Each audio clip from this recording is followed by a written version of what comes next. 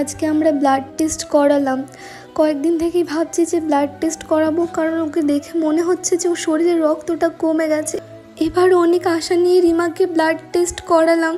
যখন আমরা টেস্ট করাতে যাই প্রত্যেকবার ভাবি যে এবার হয়তো রিপোর্ট ভালো আসবে, আর হয়তো ব্লাড ওকে নিতে হবে না, হয়তো বা ও ঠিক হয়ে যাবে। প্রত্যেকবার এইভাবেই ওকে টেস্ট করাই, কিন্তু যখন রিপোর্ট আসে তখন মনটা একদম ভেঙে টুকরো টুকরো হয়ে যায় আমাদের। এবারও ব্লাড টেস্টের রিপোর্ট ওর খুবই খারাপ এসেছে। বাচ্চাদের হিমোগ্লোবিন 11-12 এরকম হয়, আর রিমার হিমোগ্লোবিন আমরা কোনো সময় এরকম দেখতে পারি না। সব সময় হাইয়েস্ট ওর হিমোগ্লোবিন থাকে 7, 8, 8-এর ওপরে কোনো সময় যায় না। 7, 5, 4 এরকম ওর হিমোগ্লোবিন কমে কমে এরকম জায়গায় দাঁড়ায়।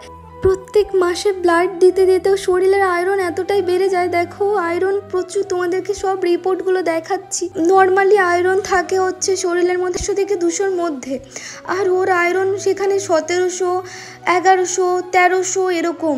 তোমরা তো জানো সবাই যে ওর শরীর রক্ত বানায় না।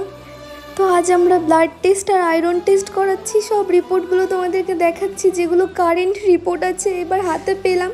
সেই রিপোর্টগুলো দেখো সন্ধ্যের সময় সেই রিপোর্টগুলো এসেছে, তো তোমাদের সাথে শেয়ার করছি রিপোর্টগুলো। শরীরে যদি এত আয়রন বেড়ে যায় তাহলে শরীরটা কি করে ঠিক থাকবে, আর পুরো এফেক্টটাই লিভারের ওপর পড়বে। আর এই জন্যই মনে হয় ওর শ্বাসকষ্ট হচ্ছে। আজকে রিপোর্টটা হাতে পেলাম, তো দেখি আর কিছু করার নেই। কাল পরশু ওকে ব্লাড দিতে নিয়ে যাব।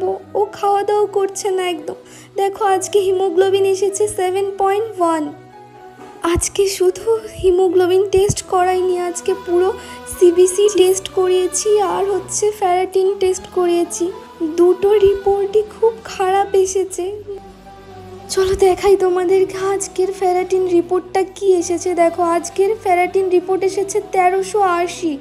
আর রোজ কিন্তু ও সকালে আয়রন বের করার ওষুধ খাচ্ছে, তবুও দেখো ওর আয়রনটা কতটা বেড়ে গেছে। ভগবান চাইলে সব পারে। তোমরা সবাই একটু ভগবানের কাছে প্রার্থনা করো যেন রিমা ভালো হয়ে যায় খুব তাড়াতাড়ি।